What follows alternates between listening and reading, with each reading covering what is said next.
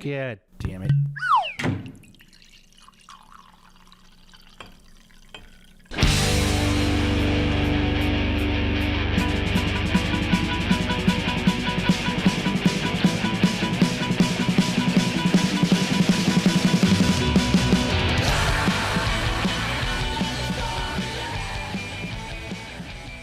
Let's record on my end.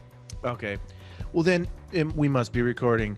Hey, everybody. Welcome to another episode of Face the Truth. Man, it's so nice and refreshing to be in 2021, isn't it? Everything is better. Everything has changed. No, it's not. Kinks. Yeah, it's been crazy so far, right? It's been crazy. But guess what? We're going to do what we can to get through this. And I've been having a good time working on a bunch of deadlines, doing a lot of drawing and painting. I gave myself a challenge for the month of January. I'm doing Drynuary. So this is, 9-10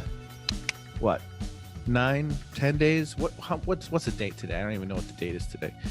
It is the, what is it? 8th. It's the 8th. So it's been 8 days. 8 days with no drinking for Jason, for Papa Jason, no drinking. And so I'm going to do the whole month. So that's a fun goal. Got a cool new book from my uncle. Excited about. Check this out. Check what's backwards on there, but this is Sapiens: A Brief History of Humankind, and it's an amazing book. I can't wait to get into it. Anyways, enough of that stuff. Enough about my boring life. I have an awesome guest this week. I know her from years past, in the good old days. Long ago, from the American Academy of Art, which I believe changed its name to the American Academy of Art College or something. I don't know. Oh. I don't know. I heard that's what happened. But anyways, we both hail from the same art school, and that's how I met this amazing artist. She's really cool. She's really fun. She's really talented. So everyone, please welcome the one and only Sam DeCarlo.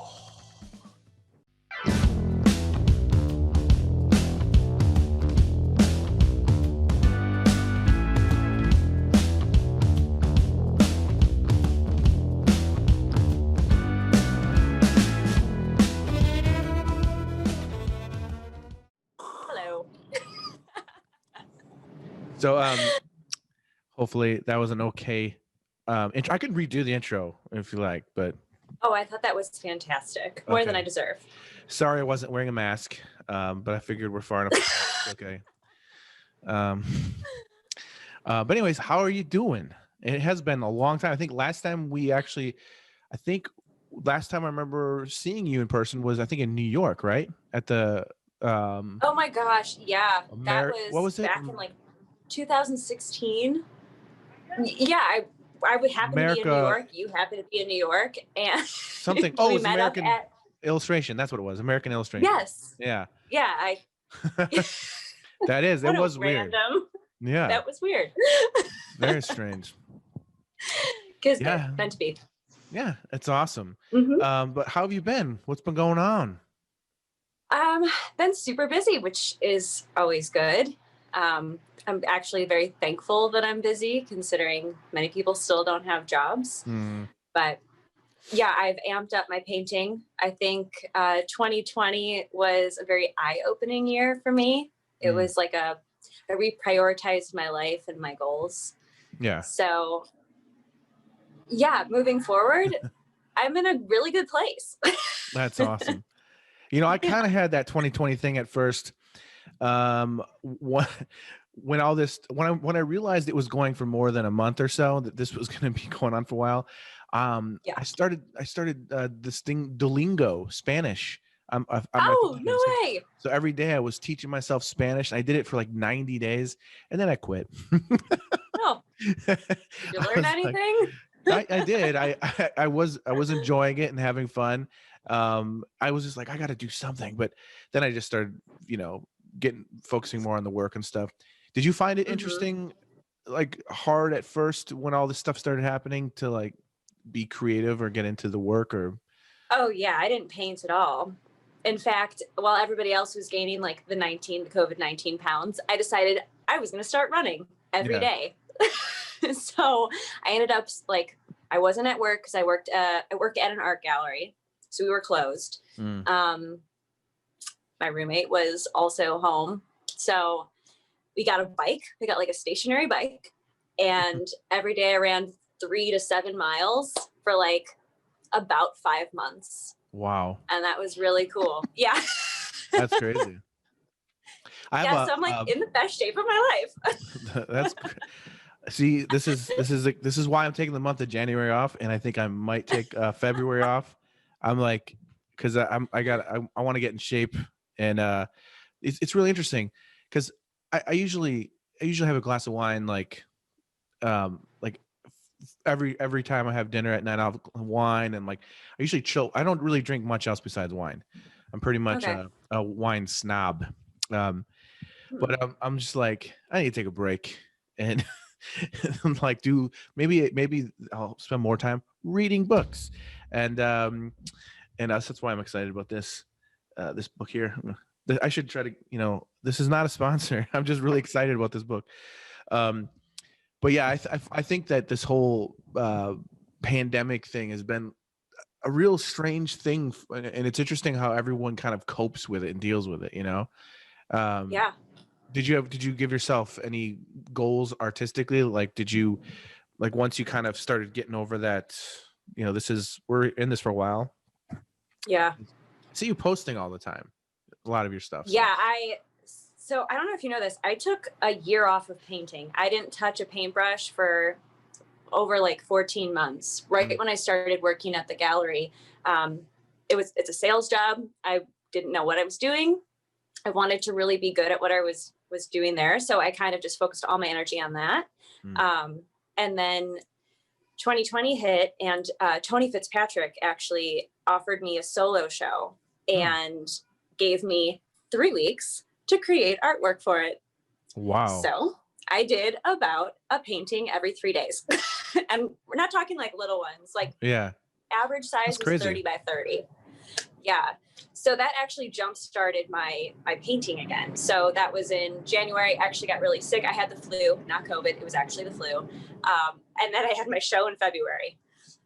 And I had like 30 pieces for it. It was awesome. And then I just kept going. It just like... Wait, you did 30 pieces? I did about 12. And then I had an additional like... Okay. Between like 15 to... Yeah. Still, that's still 12. That's quite a bit to do. Yeah. I would have like I'm a very fast painter. 2 pieces I'd have maybe 2 pieces ready for the show. Well, it depends. But no, I really do thank him. That's pretty Thanks, awesome. Tony. And where was the show? Are you there? Oh, sorry, yes, I just had a phone call. I have this on Do Not Disturb. So sorry, what was the question? Where like when and where could people see the show during all this stuff that's going on? Got you. It was at the Dime in Wicker Park. So Tony runs a gallery, Adventureland Gallery and the Dime. He had 2 simultaneous shows. It was actually a huge turnout. I want to say there were like 300 plus people throughout the night. We were out of booze within an hour or 2. It was that's just awesome. a really cool event. Yeah, and that was back the first Friday of February. And then it came down in March, and then COVID hit. Yeah. COVID, son of a bitch. Yeah, man. So I'm glad I had my show before. Yeah, it was no, supposed to be in November. I was in New York in February, and I was there for, what was I there for? Oh no, my agent he has a party every year for the Society of Illustrators show. Like, it's around that, but I didn't go to the society show. I just went to New York for the party. We went and had a good time. And then when I got back, it was interesting because when I was there, all anyone was talking about was in New York was COVID, and everyone was scared and worried about it. But in Chicago, nobody was talking about it yet. It was kind of interesting because as soon as I got back from New York, I was super, super sick.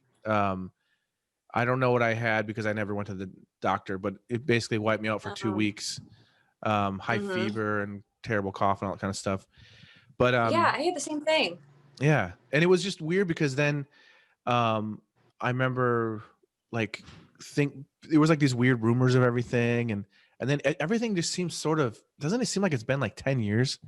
Like in a Yeah. way, it's really strange. It's I don't know. I'm curious what's going to happen in this next year with everything, but Well, yeah, with the vaccine and all, who's gonna take it yeah, and whatnot? it'll be interesting to Hopefully, see. people take it.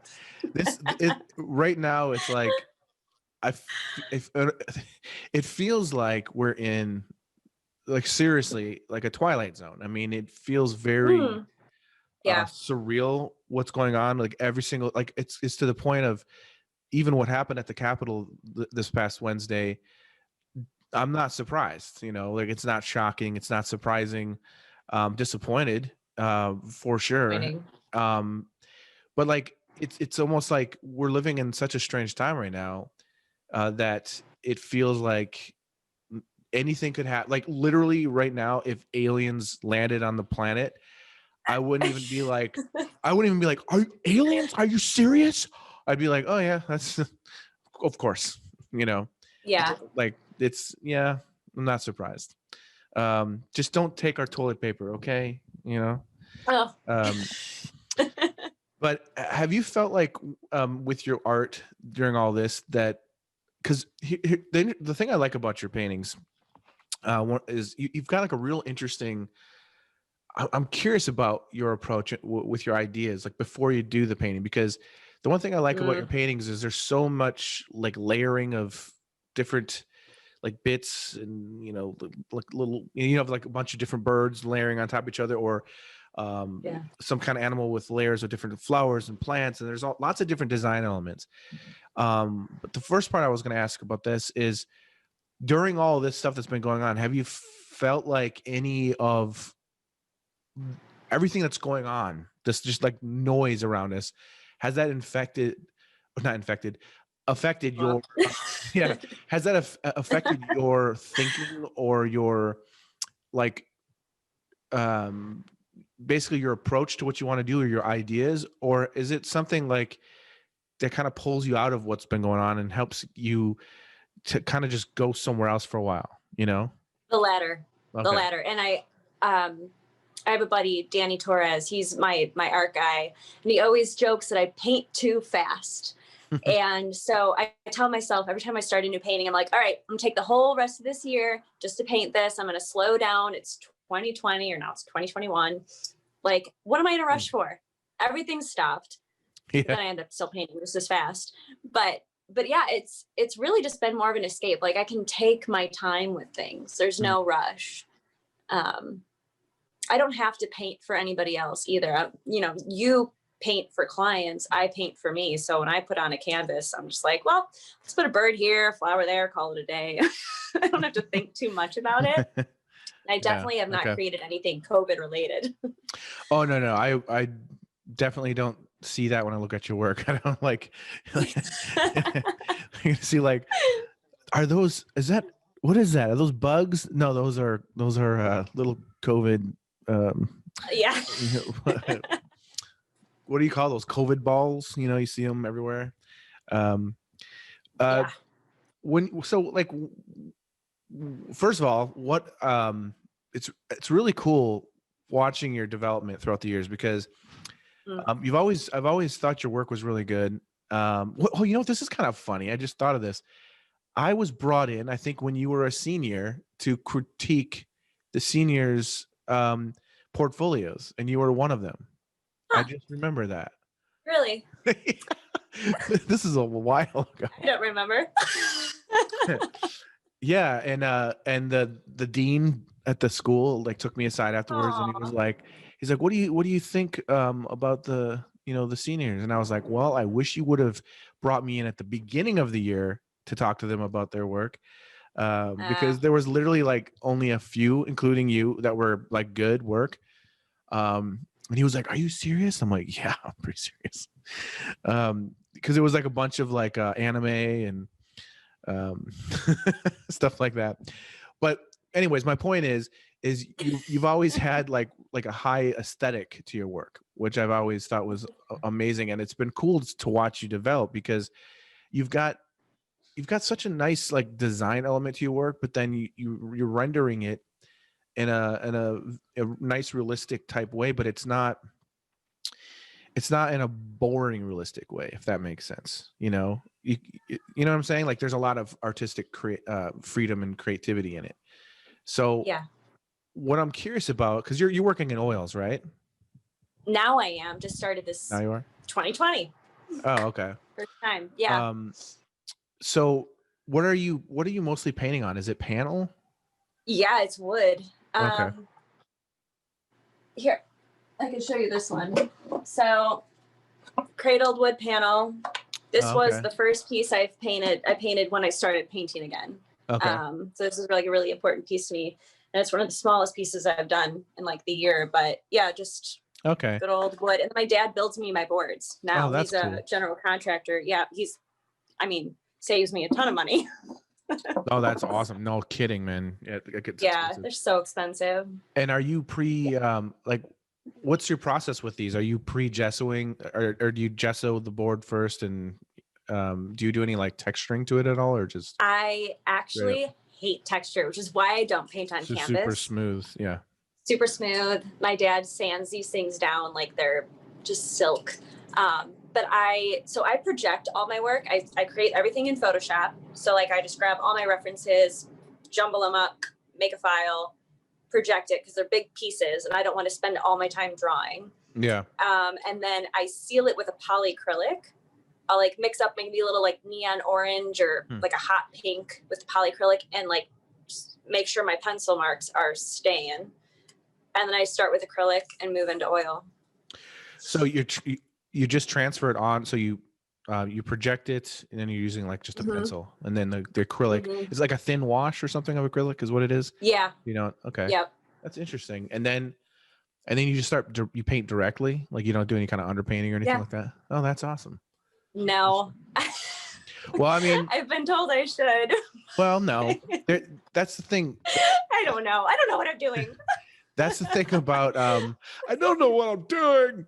I don't know. I taught myself how to paint. I don't know. But that's the thing that's I went to school cool for about drawing. it. I never painted.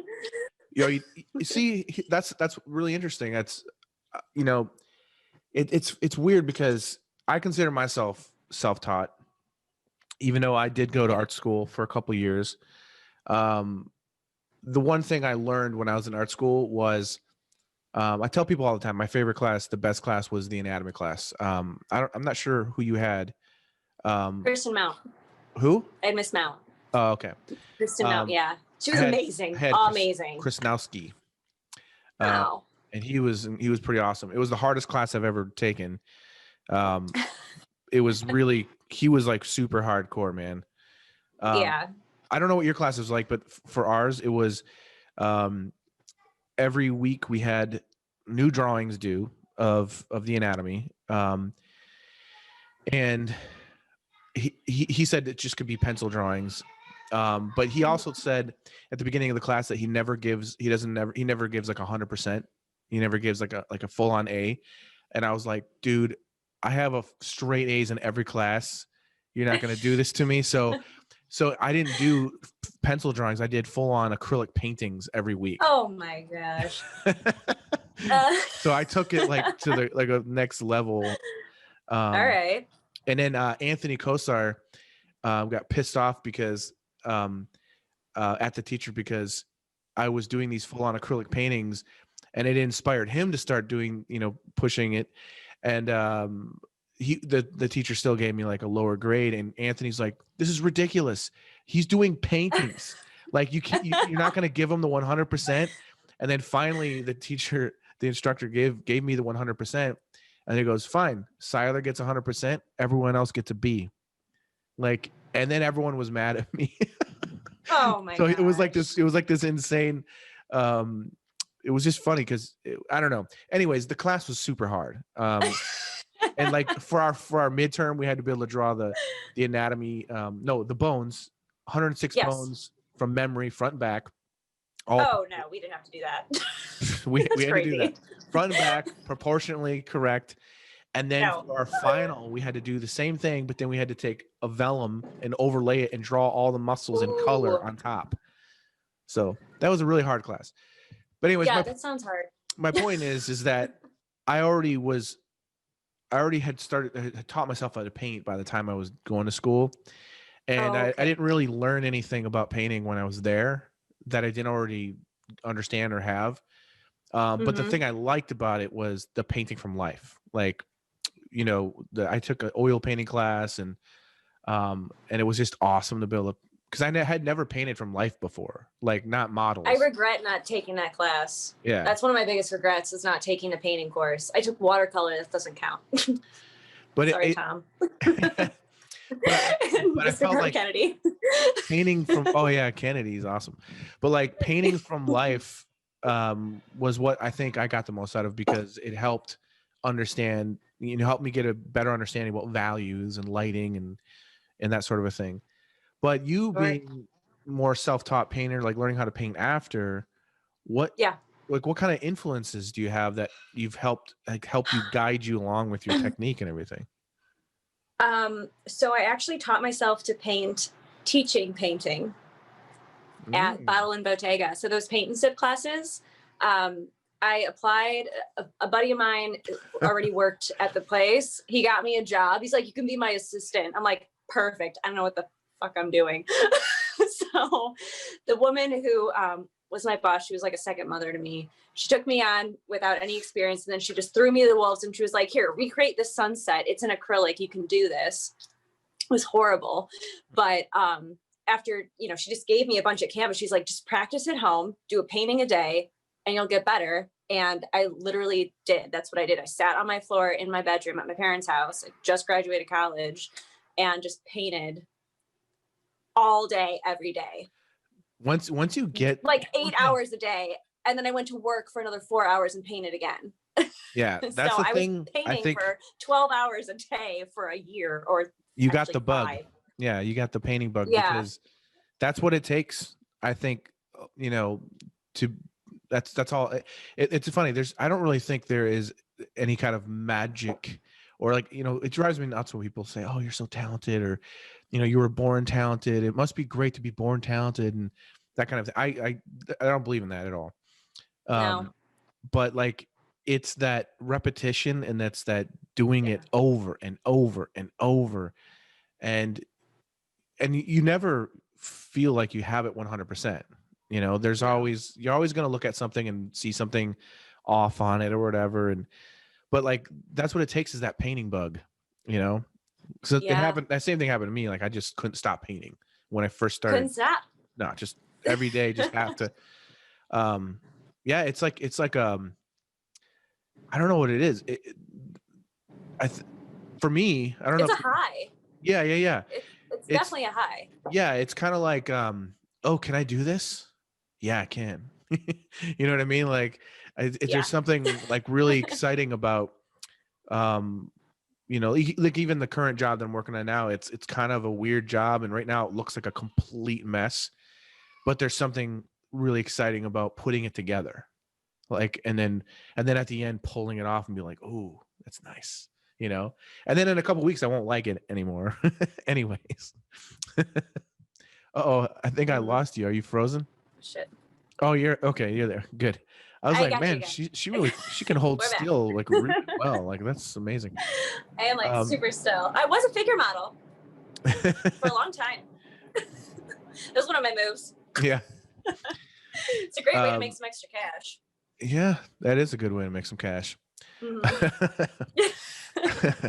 So, what was I like, oh, so your influences though, when you started, because you have a definite vibe with your work, a definite style, I would say.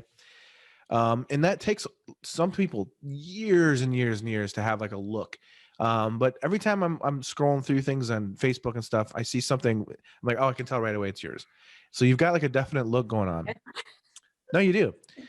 So I'm curious about that though, because being a self-taught painter, what's important to you? aesthetically with your work?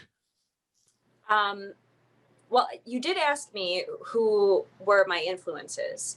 And first and foremost, James Jean. Been in love with his work forever. When I used to work for Sharpie markers, I sent him a care package of all of our new metallics that had just come out, and he like wrote me back, and I nearly like broke down in tears because I have like a signed like postcard. It's like this big from James Jean. Yeah, he was like my idol. Well, he still is. He's incredible. But Alan Douglas, he's an illustrator who paints a lot of like mutated animals. So like there'll be a jackalope or like doves that have like lava flowing around them. It's like absolutely beautiful. Sounds very familiar. Highly rendered. I'll send you a link. But his work is phenomenal, and it's been a huge inspiration to me just moving forward. And I love the way that he renders things realistically in a surrealist environment. So that's what I want to do. I want to take something that could be pretty, like flowers, and shove an eyeball in the middle of it. So just put an eye in there. Yeah. I love eyeballs. Or put a bird on it. Like, have you seen the Portlandia episode? Put a bird on it. No, I'm not that cool. No, that makes sense. The James Jean thing makes perfect sense. By the way, he's one of my favorite artists. I love him so much. And the Fables book, the Art of Fables book, is like one of my favorite books. Unreal to watch his progression from when his first covers to the end. They're just all so amazing, but you can see him experimenting, doing something different on every single piece. But I can see that for sure in your work. Like, there's a lot of that, like the layering and the different things is pretty cool. So you said that when you put your work together, your ideas, you like kind of do a collage in Photoshop, and kind of create 30 layers in it, and just kind of create. That's really cool. So you're just kind of creating, and you're doing it to proportion. Like, I've got a canvas that's 4 feet by this, and so you're just kind of laying it out. And exactly. So do you start with like an idea, like I want, I mean, there's so many different ways you could do it. You could just be like, hey, I'm going to do a bunch of birds. Or do you kind of like, do any like thumbnail doodles of anything ever? Just like I don't. Kind of start experimenting. I don't. I'll say like, oh man, I haven't painted a deer ever. Like, that's my next thing I'm going to do, is a deer with like tree trunk antlers and like little birdies. Yeah, I've never painted one before. So I try to pick something that I haven't done yet. Like right now I'm working on a hand. I've never painted a hand before. Is that the one with the eye in it? Yep. Yeah, that's looking good. That's awesome. It's going. It's been a week since I've touched it. But yeah, no. I will kind of just think of something, or I'll see something on Instagram that inspires me. Cam Rackham is another illustrator who I know that. Like, secretly am in love with. Yeah. Love his work. I've messaged him multiple times saying, this is what I painted because of you. But like something will like strike me, like a color. It's mostly colors, not even subject matter. I'll see somebody paint with like a purple, and I'm like, I need purple in my life, and I'll just make a painting because of purple. I mean, that's nothing wrong with that. That's another question I had though, because I was looking at the samples that you sent me earlier, and I was just curious because when I look at something like, let me open this one image because I want to make sure it's the right one I was thinking of. So I noticed something. I like this one. I see the original hanging behind you with the butterflies and the tiger. It's pretty awesome. Yeah, this is just a canvas print. The original is massive, and it's in a gallery right now. That turned out nice. Thanks. Yeah, the canvas prints are amazing. I got them from, actually, I don't know who I ordered this one from. Normally I get from Society 6. Phenomenal. So Society 6's prints are pretty good. Did you put is there like a varnish on that? Yeah, I gold leafed it. Okay, that's what I was did. A little bit of gold leaf, and then I did like a hand embellishment, and then I just sealed it in oil-based varnish. Oh, okay. So there's this piece that I'm looking at here of yours that has it's really beautiful. It's these two cardinals and all the flowers and the leaves and everything. It's just a really, really beautiful piece. And, I love zooming in on close on it because I can see, I really enjoy the brushwork. You've got really nice, subtle brushwork. But one thing that I love about it, there's an obvious harmony within the painting. And that's something that I think I see a lot is lacking in a lot of work of people trying to do things similar to what you're doing. And I'm just curious, like, what's your process color wise of your use? Like, do you have a specific palette that you're sticking with? Yeah, mostly, and it's not red and green. So that was different for me. It's normally blue and orange. They're my favorite colors. But with the cardinals, I wanted to paint a cardinal for like a month, and it took me literally a full 4 weeks to create a composite that I liked enough in Photoshop. And I played with color forever. And I always want my Photoshop version to be like as nailed down as possible so that I have a great reference moving forward. I don't want anything left for me to figure out in the middle of the painting or at the end. That's like the worst case scenario. I want all my answers up front and I can just render the hell out of it. Yeah. So once I like the majority of the work is the Photoshop and the drawing. Once I get to start painting, that's no work. You're just like in like painting. I'm copying from my computer. I have my laptop in front of me and I'm just looking and painting. But as far as your, like, so what kind of palette are you working with though? Like, is for your colors? Is it like a limited palette, or do you have like every color you can think of? Pretty limited. Yeah, it's pretty limited. So mostly I use blue in every single painting, but I have like my dad bought me so many oil paints. And I try to like use them all, but I'll just pick like 2 colors. Maybe it'll be brown and blue. And in my head, I'm thinking, okay, I'm just going to use brown and blue on this, but I'm going to add like orange to my brown, or maybe some pink to my brown, or maybe some red to my blue, and change that a little bit. So like, you're basically using base tones. Yeah. That's interesting. That's I don't know if that's right. No, that's a mud palette. It's basically like a mud palette. Yes. And I don't wash my brushes. You don't wash your brushes. No. Well, I mean, during the painting, like when I used to teach acrylic, I would tell them like, don't rinse your brush. Your water should be just as clear as it was when we started. Like if you need to, wipe it off or get a little bit of water. There's an oil painting technique that I learned from my dad that's really cool, especially when you're doing plein air painting, and you can pre-mix a palette. So like if you're going to do plein air painting, the light changes constantly, and it's really challenging and really frustrating sometimes. But what you can do is you can make like a mud palette. It's one of the there's this painter. I have the book, which I have to read it again one of these days. But Edgar Payne is just an amazing artist who's just was amazing at plein air painting and capturing the light and everything. And I think this comes from him, but he would pre-mix like a mud palette, which basically it would have all the colors in it. Like he'd like mix up this, I guess like almost like harmony or mood color. And then when he would pre-mix his colors, like his oranges and his violets and his greens and everything else, he would take a little bit of that mud and he would mix it into all those colors. So all of the colors have that tint to it. So it has an overall harmony and everything like that. So that's what I was wondering. Orange. Yeah. Orange is the color of my soul. I've decided. You know what you should try, what you should do, which I think you would, do you know who James Gurney is? James Gurney is a pretty amazing illustrator.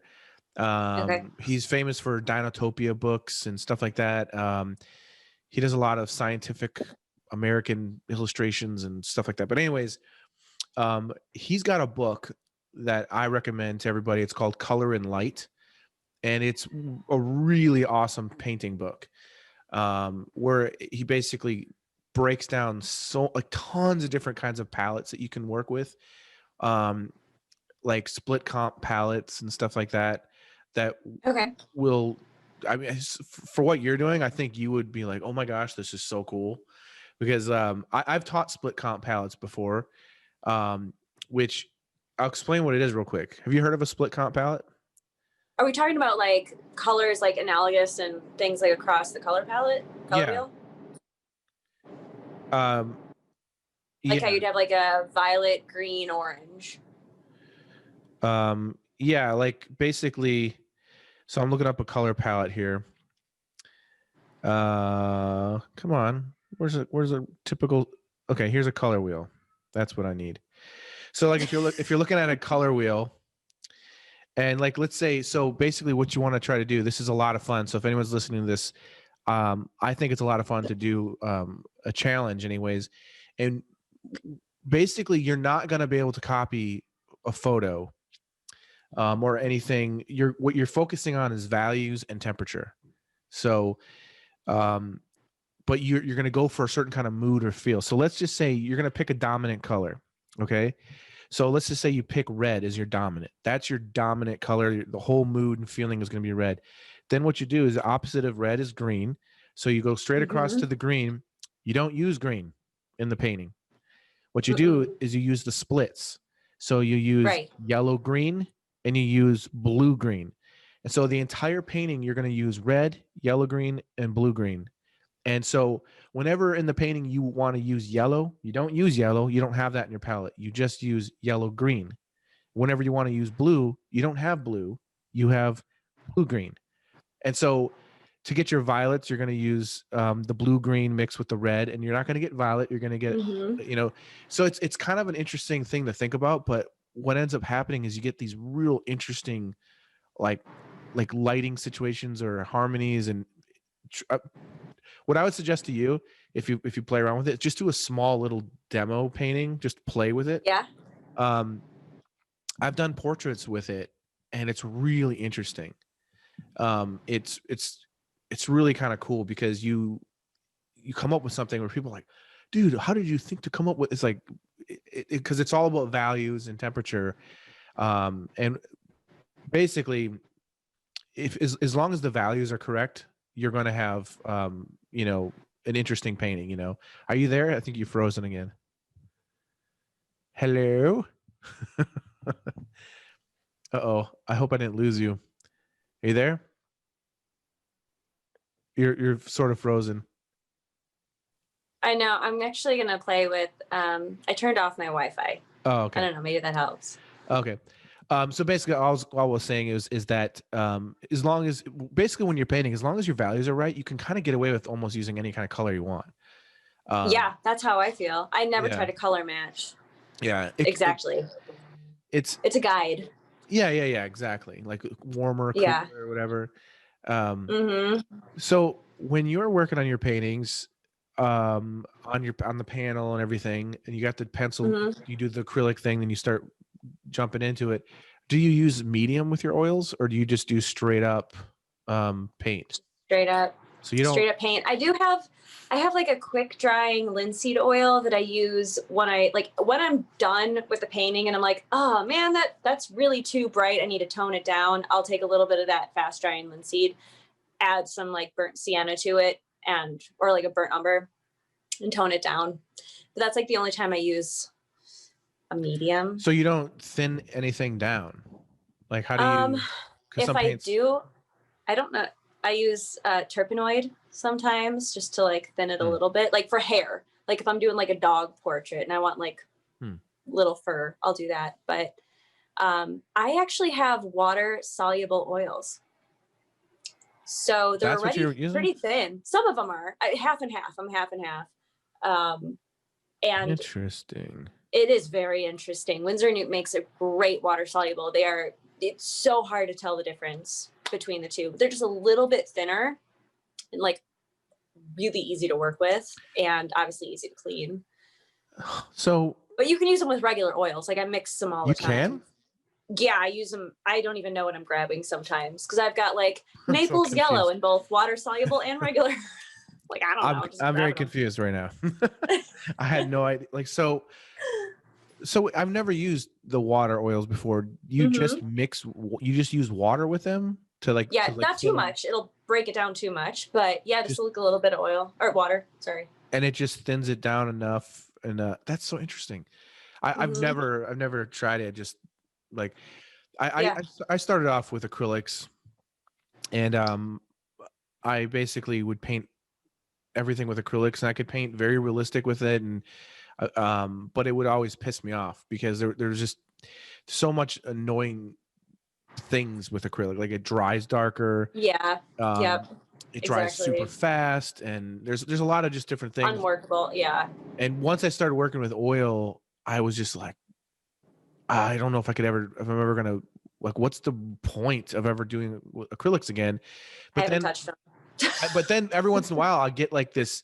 I have like while I'm working on an oil, I'll be like, man, if I was doing this in acrylics, I could do this thing right now that I can't really do with this. You know what I mean? You just start kind of thinking. Yeah, I have those conversations too. If I'm doing, like, I don't know if you know this, but I wrote a children's book this year during COVID. You read a book, awesome. I wrote a book. I have it right here. And all the illustrations, they're all in acrylic. So I don't know if you can see, but awesome. Let it up. Where can people get that? Oh, it's on Blurb. I have it on my my Instagram, and my Facebook has it, but mostly through Instagram. But yeah, this was the first time I'd used acrylic paint in a year. Well, actually more than that, since like 2017. That's awesome. I didn't paint for a while. But yeah, and I wrote the book in a day. I wrote the poem, and then I did the paintings, two paintings a week. There's like 9 paintings. How big did you do those? They're all to scale, 8 by 8. Oh, wow. That's really cool. That's awesome. Yeah. I was just talking about how I've always wanted to do a children's book, and I was thinking about doing one about anti-bullying for kids, for little kids, and I want to call it Maggie the Mean. And like, yeah, I've got some ideas.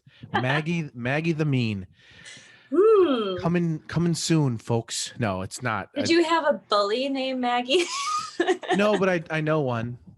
Oh. Yeah. Good enough reason for me. Yeah. I like the title, you know. It is great. When I was in art school, we had to come up with this is really funny. We had to come up with our own book cover. I was in one of my illustration classes or fundamentals or something like that. And we had to come up with our own book cover, or take an existing book cover that already exists and try to make it better. Come up with something a little bit more interesting. And I remember some dumbass, I don't mean to offend you if you know who you are, but I remember someone in the class thought they could do Where the Wild Things Are, that they could do it better, but they thought they could redo it. And it's like, why? Not a chance. No, I'm sorry. That's blasphemous. But anyways, I came up with my own. I thought it'd be, instead of trying to just copy someone else's or try to do something better than what someone did, I was like, I'll just come up with my own. And I came up with, at the time, my 17-year-old, she's 17. It's crazy. At the time she was 1 or maybe 2. No, she was 1. And she would always wake up, of course, in the middle of the night. And so I came up with this book called Isabeau the Nocturnal. And that was the title. And it was like, I remember that it was like a tree with like a moon behind it. And then this little baby hanging upside down. Like a bat? Yeah, like there's bats hanging in a tree. And then there's a little baby with her little feet hooked on the branch. And she's just sitting there like this, upside down. Like super with this cute, like, you know, face. And it turned out really well. And for years I was like, I need to do that book, like Isabeau the Nocturnal, but probably should. I have so many ambitions. Tell me about it. Yeah. The curse of being creative. So that's a good transition. So what other ambitions do you have creative wise? I am actually in the process of writing another little book, not like a book, like a 20-page book of just 2020 for me. I want to put all the art that I made last year, because it was like prolific for me, and kind of what my year was like. So I'm going to put that out. I also do mosaics. Like I've got a little guy behind me. I don't know if you can't see him. Oh, I can kind of see that little piece of it. So in the summer, I love like mosaic. Oh, wow. That's cool. So you see up close. It's definitely more like hobby for me. It's my step away from painting thing, but that's like my other creative outlet, plus like working out. But you know, I just was reminded of something I wanted to ask you. So being that you work in a gallery, how does that affect the work you're creating? And how do you set up how much you sell your paintings for and that sort of thing? So the art that I sell at the gallery is all photography. So it's very different from what I do, and it's one artist. So I represent one guy, and he's very well known. So like really, I think the art sells itself. It is absolutely gorgeous. And I believe in what I do. And if anything, my work at the gallery has only amplified my work as a businesswoman. I can always create paintings, but how do you sell them? How do you like monetize your art? And I've learned a lot being there. I'm incredibly thankful for my position and the opportunity that I had. Yeah, I love what I do. I love every aspect of it. And it has taught me that if the artist I represent can sell a print for $50,000, I surely can sell an original for $3.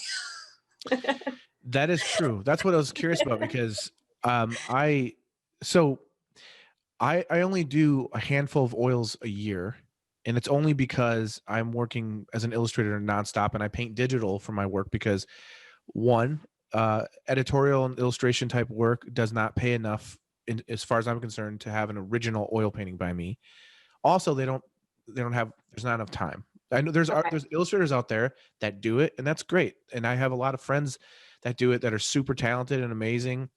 But for me, like when I paint with oils, it's more, it's the closest thing to religion that I have in my life. And it's a personal experience that I just love so much that I take my time with it, and I enjoy every little thing. I don't paint fast when I paint with oils. I kind of try to slow down a little bit.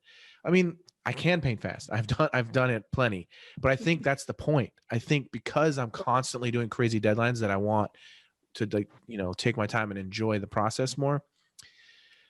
So I do a few commissions a year, but whenever I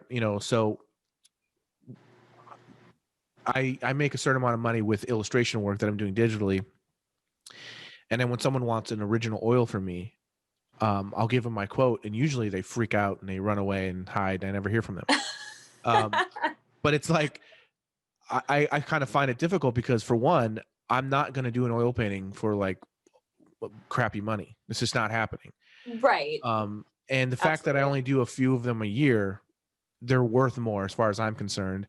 And secondly, if I'm getting, I've gotten 25,000 or more for a digital painting before.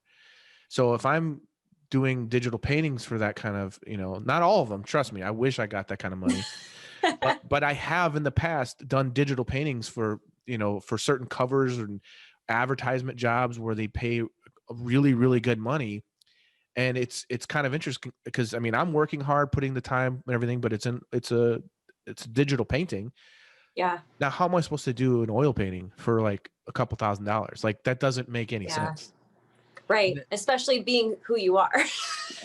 Well, I don't really think about it that way. But the reason I was asking you is because I was curious with you because you do work in a gallery, and I didn't know it was a photographer, but you brought up a good point, like prints for $50,000. If art is worth, what it is, depending on who the person is and all that kind of stuff. Yeah. But I've always been curious because I've never gone down I've kind of gotten turned away from the idea of even doing gallery type work. My dad does it, and a bunch of artists I know do it. Yeah. But the main reason is because I always thought it was crazy how much a gallery would take for percentage wise. And it didn't make much sense to me as the artist. What if you own your own gallery, though? Like the artist I represent, he owns his own space. He only has to pay us commission. It is a commission only job. Yeah.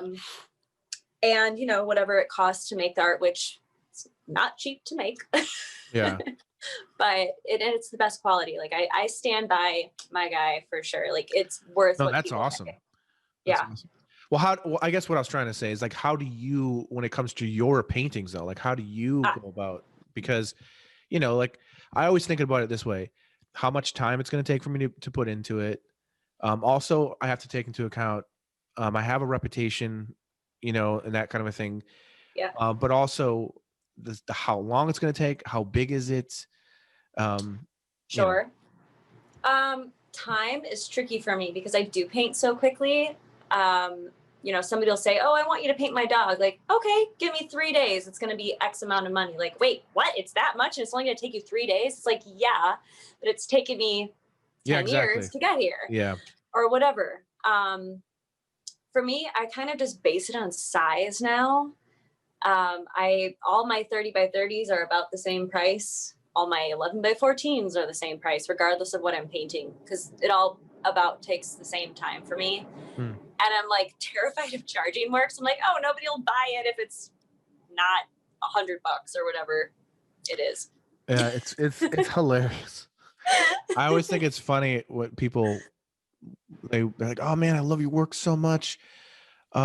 It's like, I really want to own something, and they like, can you do this one thing or whatever, and like, okay, well, Mm-hmm. this is how much it costs, and then you just Yep. don't hear from them. You're like, Yep.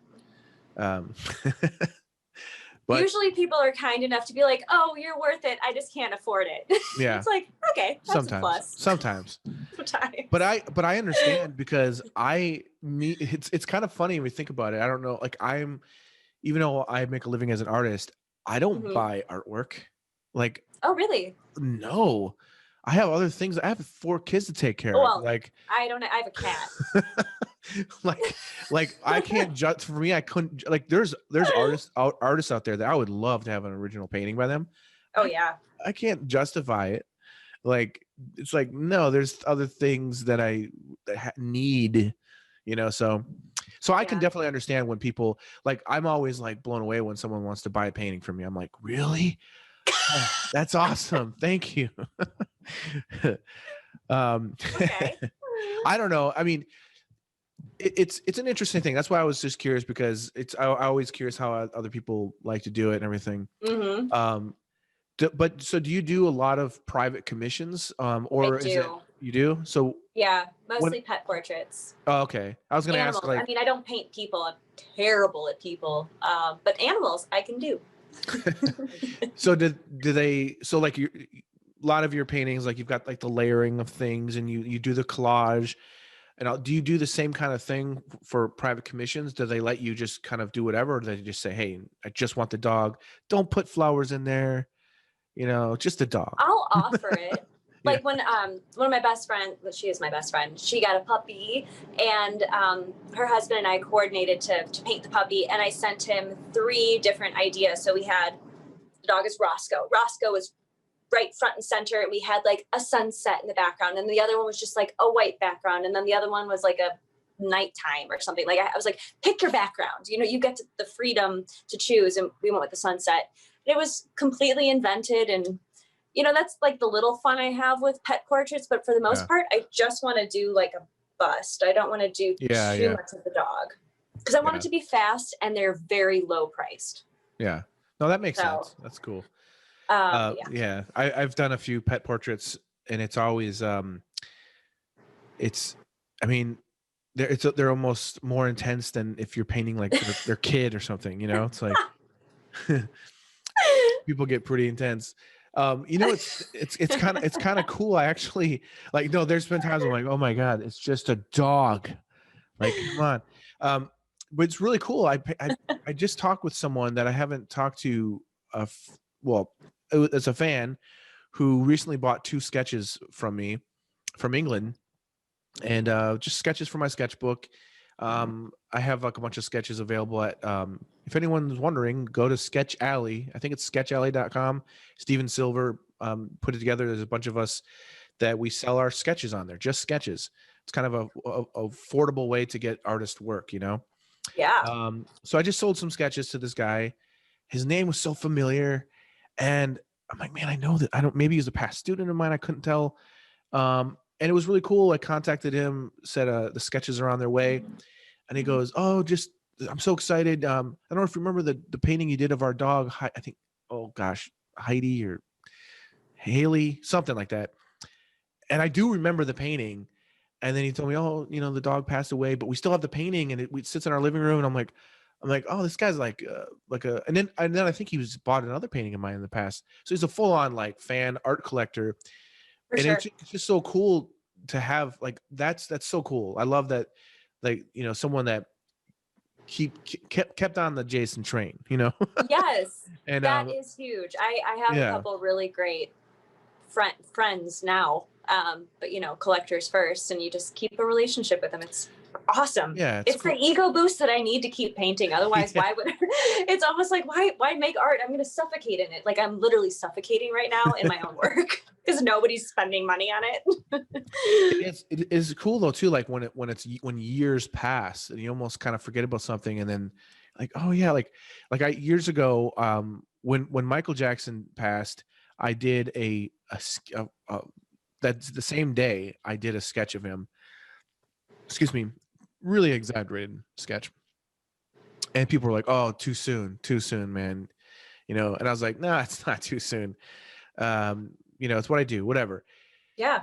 Then I really enjoyed the sketch so much that I did a small acrylic of it on paper. And it was like, I don't think I finished it all the way. It was more like a study, like blocked in. And then a fan asked to buy it. So I sold the painting and it went away. And then years later, I'm in Austria and I'm doing a workshop in Austria, and the guy that's running it, his name is Bernd Ertel. He's an awesome artist, awesome guy. He offered for me to stay in his, we're in a hotel most of the time, but then after it was done, I think one night I spent at his condo with his family and stuff. I walk into his apartment, and this is after I've spent a week with him and during this convention thing that I was talking at and teaching at. I walk into his apartment, and I go in, and there's my Michael Jackson painting framed, hanging in his house. And I'm like, you're the one? Like, I had no idea. I didn't remember who bought that painting. Years had passed. And it was such an amazing, magical thing that I was reunited with a painting that I thought I would never see again. Oh, yeah. It was very strange. It was like seeing an old friend. Yeah, like I was totally caught off guard. And I'm like, at first I thought it was just a print of it. And he goes, oh, no, I'm the one that bought it. I'm like, no. And I just went up to it. And I just looked at it. I'm like, there you are, buddy. It was kind of weird. Wait, do you ever have these moments where you look at a piece you've done and you're like, huh, I did that? Yeah. Are you ever like impressed? Like, I'm surprised by myself all the time because I never have the confidence going into a new piece. And then I see something that I've done in the past. I'm like, that wasn't so bad. Yeah, I don't know. Like there's definitely times where I've seen paintings that or a painting I forgot I did. Like every once in a while, Facebook will like do a memory thing and a painting will pop up, and I'm like, I painted that? Yeah, you forget. I'm like, oh, that's actually kind of cool. Like, oh, weird. I mean, most things are. It's kind of weird because I've painted so many people now that sometimes I forget who I've painted and who I haven't painted. And people ask, hey, have you painted this person before? I'm like, probably. I don't know. And then all of a sudden a painting will pop up, or I'll just Google myself, Jason Seiler, John Malkovich. Oh yeah, I did paint him, like it's really weird. That's awesome. After a while, it just becomes like I've painted everybody. Hey, speaking of painting people, I want to show you some drawings / paintings that people did of you. So are you ready to see this? Are you ready to face the truth? I don't think I am, to be honest. I think you are. Okay, I'm ready. So let's do this. Do it. Tell me if you see this. It might take a second to pop up. No, not a problem. Oh my God, that's fucking amazing. Uh-oh. Who did that? This is by Jacques Lemonnier. That looks just like me. I love Jacques Holy Lemonnier. Smokes. Yeah, he's my awesome. like crooked chin. You want to know something so fun about Jacques Lemonnier? He is a French Sure. artist, and I love his drawings. He is known. He does a lot of children's art, children's comics and stuff like that. Real wholesome, nice, very friendly, family-oriented comics. And then he also does like hardcore pornography art at this as well. Yes. So like, I so love like, that. like if the kid Googles the wrong thing, um, I don't know how it works over there in France. No, I think so. He does like real erotica type stuff. Where did it Love go? That was literally amazing. Let me try that again. That. Let me try sharing again for some reason. All right. So do you see the first one? Yes. Yes, I do. Which I like need on my wall. Okay. So I'll email these to you, by the way. So this one is by Dominic Zeilinger. Well, Dom, you got my halo going that I do in all my recent paintings. That's wonderful. That's paying attention. And I see my nose ring. Oh, wait, no, it's on this side. That is wicked. The flippity floppity. And it's a kitty cat because I love my cat. That's nice. Where's Dom from? Where's Dominic from? He is from, I believe, Austria. I believe. Oh, that's my next place I'm going. I've decided. I have a wonderful client from work in Austria who I adore. Yes. Vienna is one of. Yeah. I've been there twice. Really? Yeah, it's one of the most beautiful cities I've ever been to, and it has. First of all, everyone's awesome. Food's great. Amazing wine. But it's got like I think 6. Maybe that's too many. I don't know. It's got a lot of art museums. Excuse me. Oh.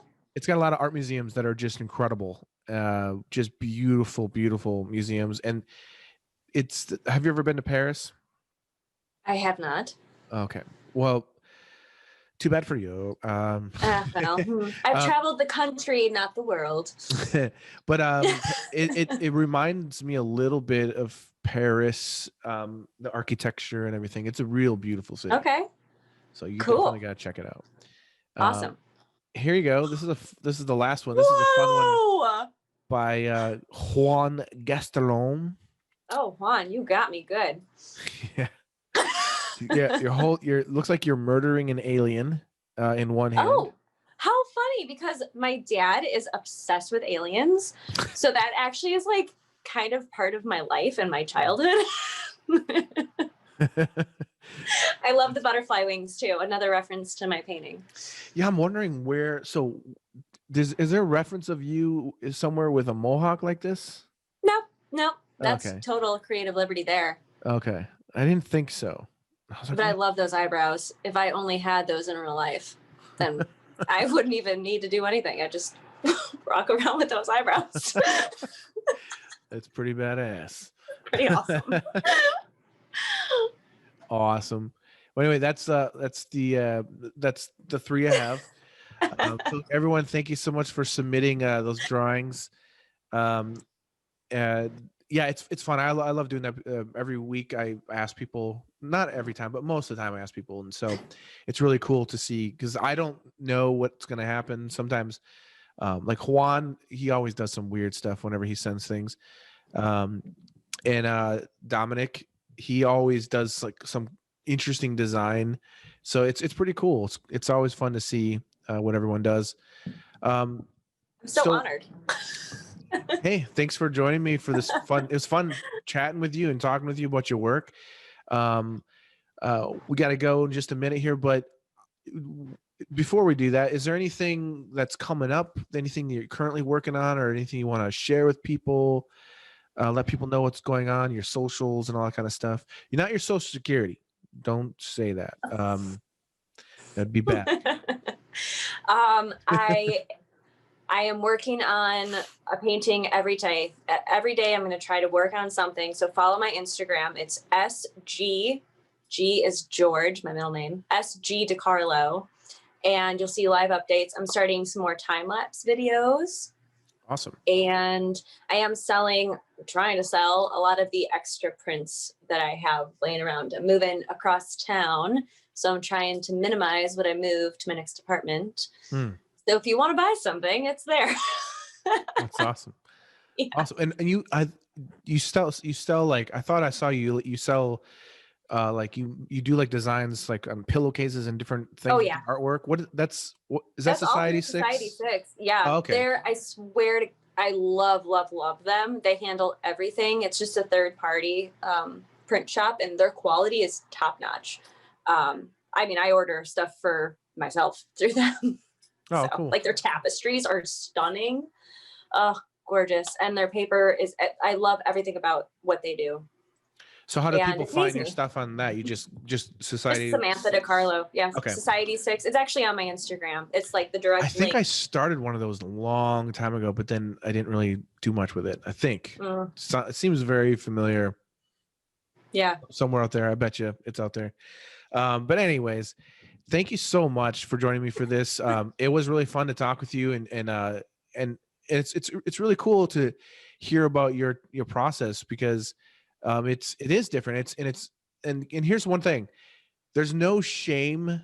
I almost got the sense of a little bit of a guilt sense where I taught myself how to paint, or, I don't really, that's all bullshit. All that matters is if you're, the end result, and the journey to get there is it's different for every single person, and you're doing great work, and that's all that really matters. So, thanks for sharing your technique and process. It's really cool. I love seeing what you're doing, and I look forward to seeing that hand painting finish, because that looks pretty awesome as well. Yeah, once I return to it. Yeah. And, like that, I have this Johnny Cash behind me, and it's haunting me because it's here. I started this years ago, and it's really in the early block-in stage, and I just haven't been able to. I mean, I got a lot of things going on, but sure. It is one of my goals this year is to just finish that fucking painting. So yeah. I gotta do it. You got 12 months. Yeah. So I'm gonna try really hard, and I am starting a Patreon soon, and so you are. Yes. So I'm gonna plan on having all of that available. Like I'm gonna film everything and all that. And so that's another part of my goals with 2021 is to kind of start to do more work for myself, because I don't get to do enough of it. And I'm kind of tired of it. So I got to make time for my own paintings. So, but anyways, look forward to that, everybody. And let's see, there was something else I wanted to say. For everyone listening, my next guest next week, is an awesome artist who, I want to make sure I pronounce his name correctly, because I'm so terrible with names. But he's got a really cool first name. His name is Bright. And his last name is Ackwar. Bright Ackwar. I think cool. I don't know if I'm saying that exactly right, so I apologize, Bright. But anyways, he is an awesome caricature artist from Africa, and I just really like his technique a lot. His look. He's got I like how he draws in his form. Like you can feel the weight and everything on the form, and it's really cool. And so I like his work a lot, and we talked the other day, and I'm going to have him on next week. So everyone look forward to that.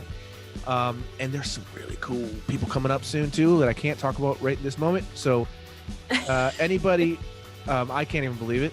So I'm very excited. But as always, thank you everyone for your support. I really appreciate it. Make sure to hit that smash button if you like this shit, and we'll talk to you next time.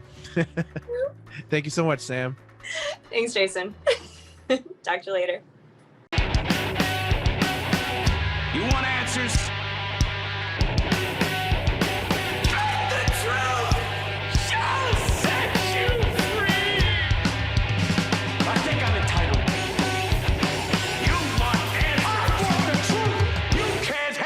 Truth.